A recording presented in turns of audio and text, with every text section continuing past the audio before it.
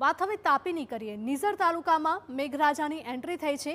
Red alert વચ્ચે મેઘો વરસતા નદી નાળામાં પાણીની ભરપૂર આવક થઈ છે। અડધા ગામે વરસાદી માહોલ વચ્ચે ખેતરો પાણી થઈ ચૂક્યા છે। ધીમે ધારે વરસાદથી નદી, કોતર અને નાળામાં પાણી વહેતા થયા છે। તો આ દ્રશ્યો સામે આવી રહ્યા છે તાપીમાંથી કે જ્યાં નિઝર તાલુકામાં મેઘરાજાની એન્ટ્રી થઈ છે અને જ્યાં જુઓ ત્યાં બસ પાણી જ પાણી જોવા મળી રહ્યું છે। તો આ વિસ્તારમાં પણ રેડ એલર્ટ આપવામાં આવ્યું હતું અને તેને પગલે જ ભારે વરસાદની શરૂઆત પણ આજે સવારથી જ થઈ ગઈ છે, જેના કારણે આસપાસના નદી નાળા પણ છલકાયા છે।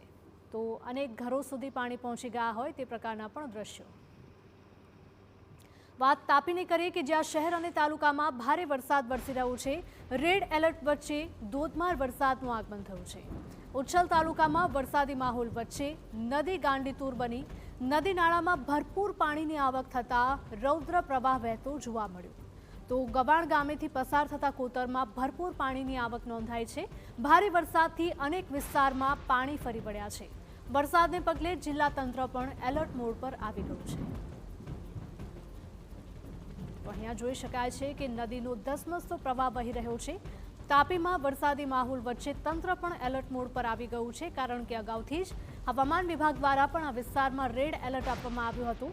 નિઝર તાલુકામાં વરસાદી માહોલ વચ્ચે એસડીઆરએફની ટીમ પણ તૈનાત કરવામાં આવી છે।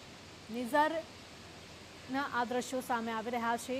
સાથે જ ઉચ્છલમાં પણ કંઈક આ જ પ્રકારનો માહોલ જોવા મળી રહ્યો છે કે જ્યાં વરસાદના લીધે નદી નાળા છલકાયા છે અને ધસમસતો પ્રવાહ વહેતો હોય તેવું પણ જોવા મળી રહ્યું છે।